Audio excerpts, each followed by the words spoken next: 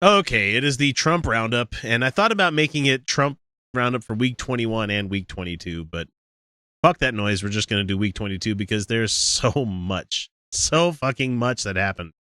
Let's start off with the first thing that happened this week.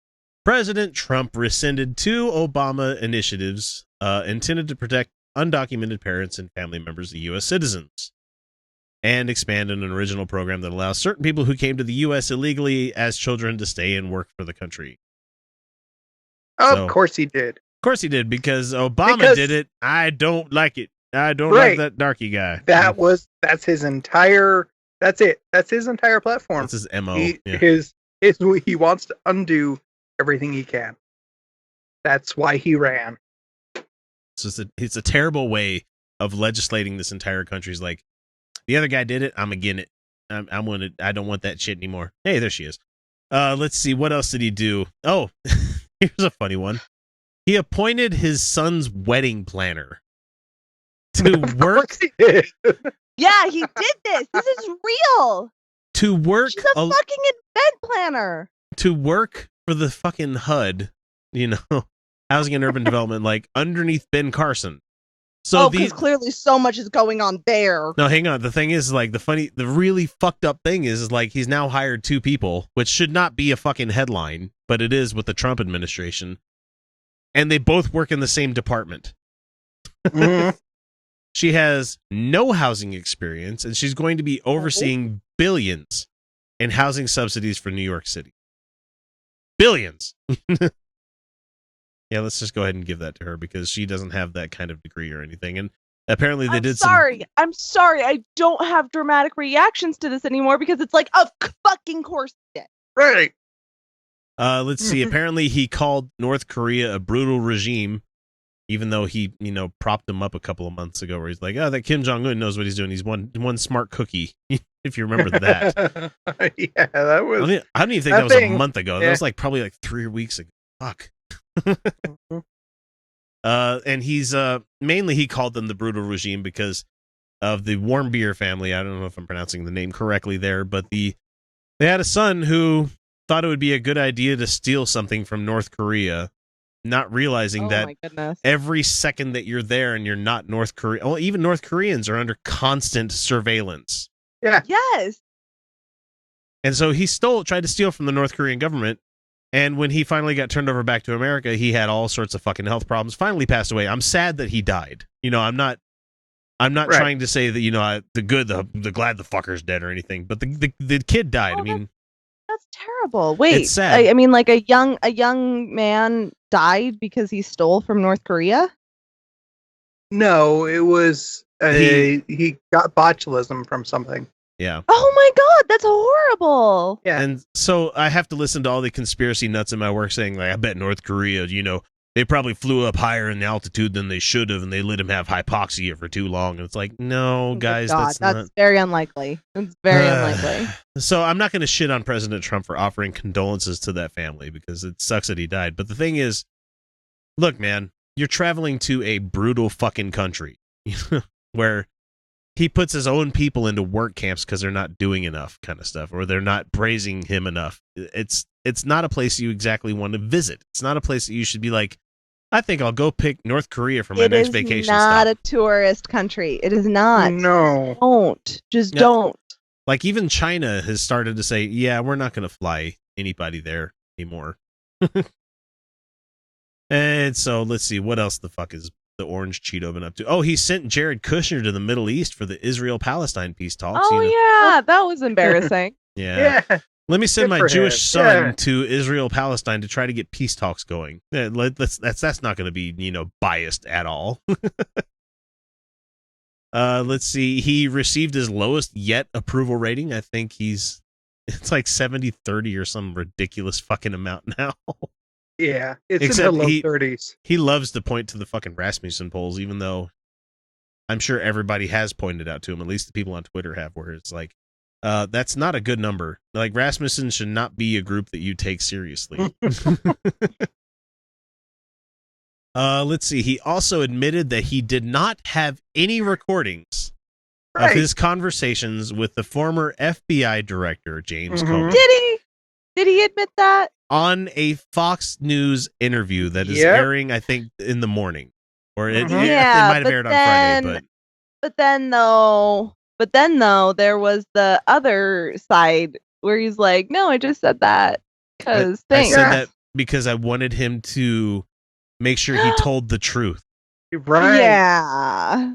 So we No. still Witness tampering. Witness tampering. Yeah, no, there's no good way to take this. Mm-mm. One, None. you were witness At all. tampering. That was you were trying to be intimidating. Two, You you lied. do have tapes. Well, here's the thing. One, you Um, lied. One, you lied. One, you lied. Two, you lied. Yeah. What? You either you've lied either way at this point. Yeah, he's a fucking liar.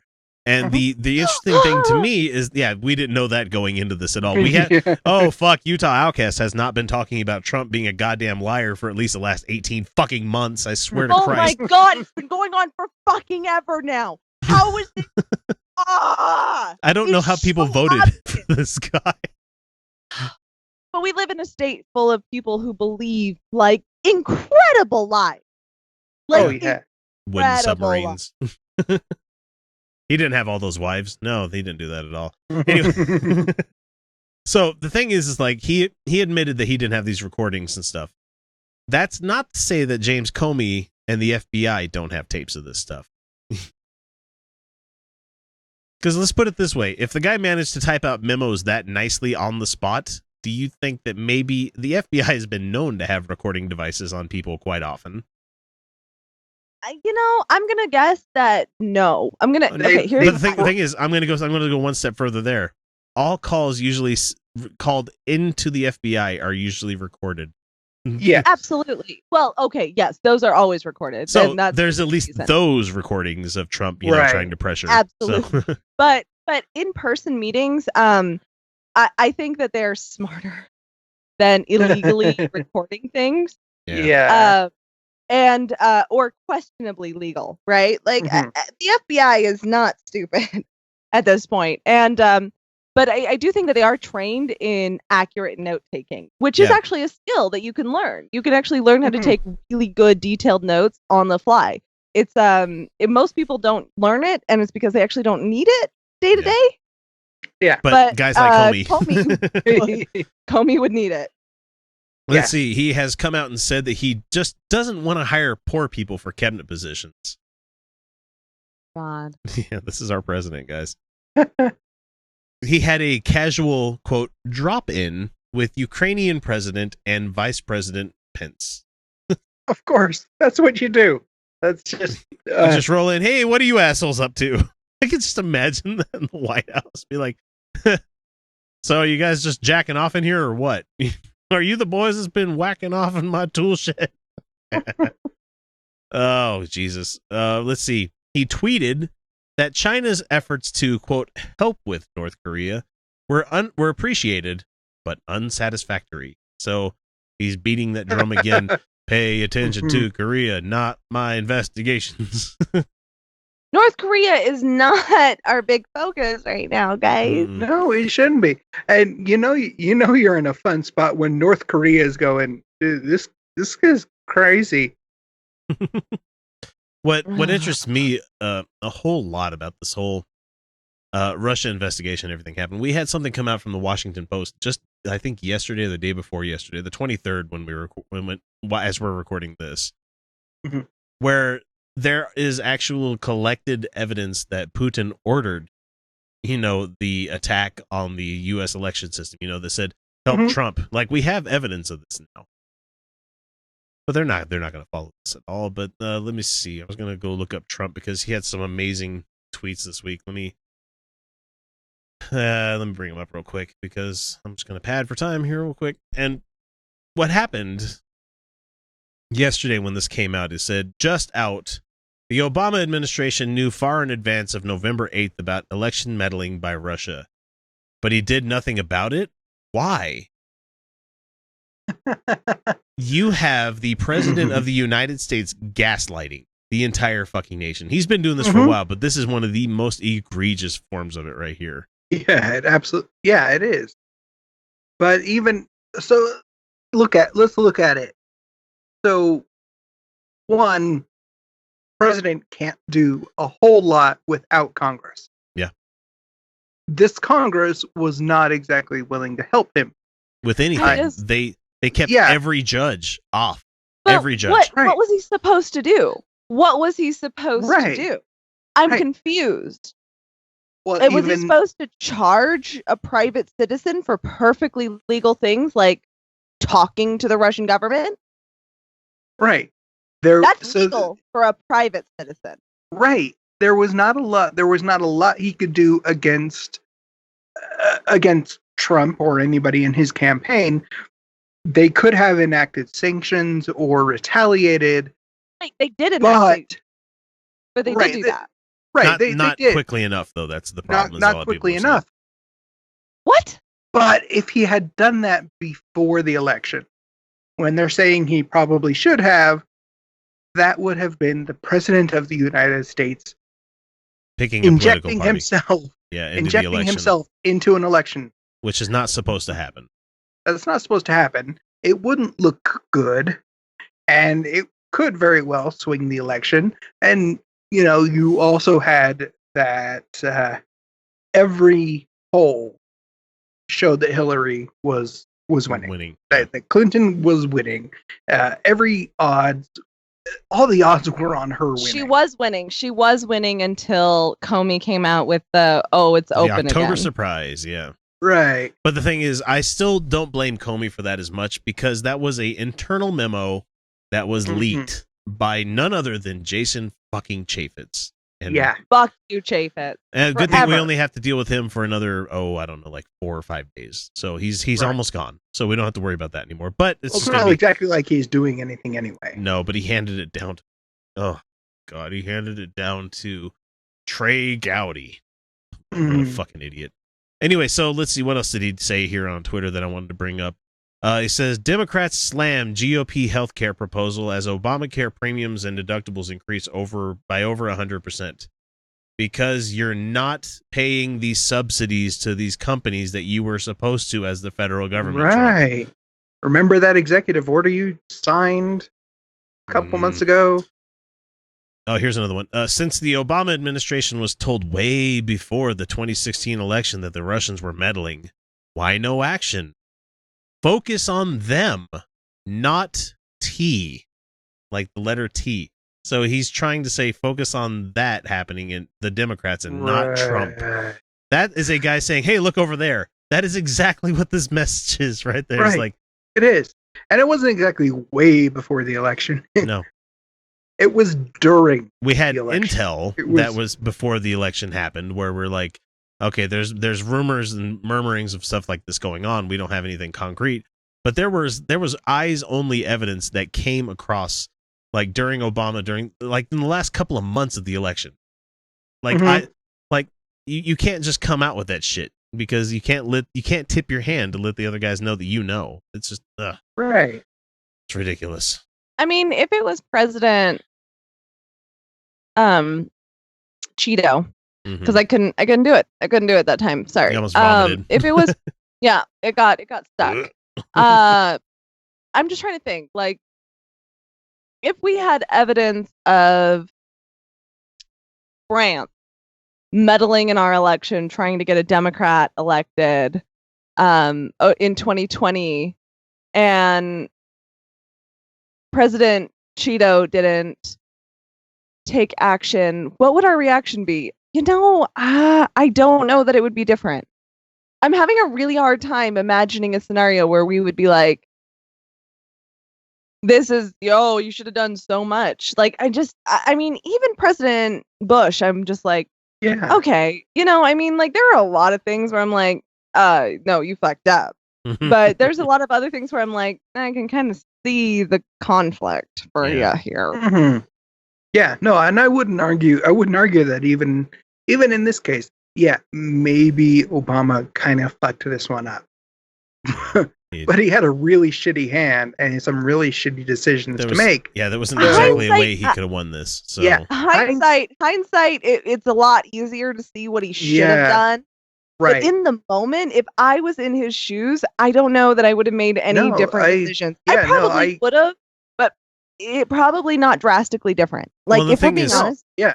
For Obama, the main problem is that he wanted to be a centrist president. He didn't want to be far left. He didn't want to be far middle or anything like that. He wanted to be just a normal president. He did, and that was to his detriment for a Congress that said no to everything for him.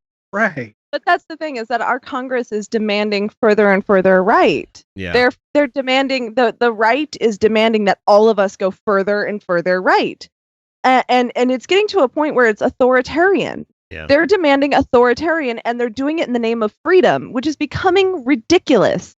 I had somebody say to me the other day, why would anyone spend 30 years studying anything? Why would we spend that money? I'm not even kidding. And I said, what? It's been like, you're stupid, right? This is a person who generally I think has good intentions, but he has been sold on the idea that that the status quo is good, that the status quo has worked, and he has been sold on the idea that spending money at all is somehow bad, and that the government has no business. First of all, he doesn't understand why anyone would spend the money to study anything for 30 years, and I'm like, pretty much everything could benefit from more than 30 years of study. Yeah, no shit. But he's come to the conclusion that the government shouldn't be studying anything because the government can't be trusted, and that the corporations can. Oh, paranoia. And I can't even get to a point where I'm like, you don't understand how private institutions have far more drive to their benefit, right? Where the government has institutionalized discord. So it's really hard to find one singular purpose that benefits them, because they just by their nature, they have internal discord, and that's a good thing. So, but it's come to the point where the right is so far right that they've convinced people of authoritarianism in the form of corporate America.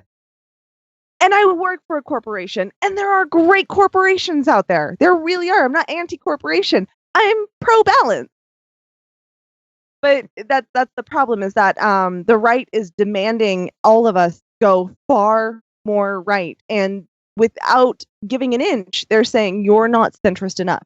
And this is why Obama is seen as the extreme left. Obama with his... Oh, they've not seen anything yet. They have not seen anything yet. Oh, yeah. Oh, yeah. Oh, boy. Here we come. The next Democratic president and Democratic Congress that we get in there at the same time, boy, we're just going to be shoveling shit in. We're just going to be like, we're going to make sure that we're going to make it so that gerrymandering's out of thing. Hopefully the Supreme Court does that. I mean, honestly, but yeah, it's entirely possible with this next one. We're going to make single payer a thing. We're going to do this. We're going to make sure college student loans, we're going to get free college. We're going to do all this other shit. It's like, it's going to be the right is going to be like, oh my God, they're taking over everything. And then everybody is going to be like, oh, it's fucking terrible. And then they're going to be like, oh, wait, this is actually really good for the country. It is. And thank your historical institutions, your feminists, your civil rights movement. Thank them for establishing these laws. Thank us for fucking fighting for this shit for like the last 3 years. Absolutely. God damn it. Absolutely. But I'm saying that we're basing our success and on the evidence of the benefit of diversity, on the benefit of women's rights. Are you shitting me? This stuff fucking works. This isn't like, oh, we feel like it would be a good idea. No, we have evidence that the more diverse we have, the better equality that we have works. And balancing freedom with obligation. Oh, fuck off with, it's my individual freedom. I don't have to pay for anyone else's healthcare. First of all, fuck you. That's how insurance works. That's how insurance works. Second of all, my freedoms. But you don't understand the concept of freedom. Now, we're not saying the concept of freedom should be that no one institution has complete control. The government shouldn't have complete control. But neither should the fucking private sector. Holy fucking shit. It's a really simple concept, but this concept fucking works. And that's what we're fighting for, is radical freedom. Yep. A freedom that humanity has not actually seen implemented since we were cave people migrating in families. Family. Can you imagine the powerhouse that this country would become once again if we actually gave a fuck about education and people's health? You know,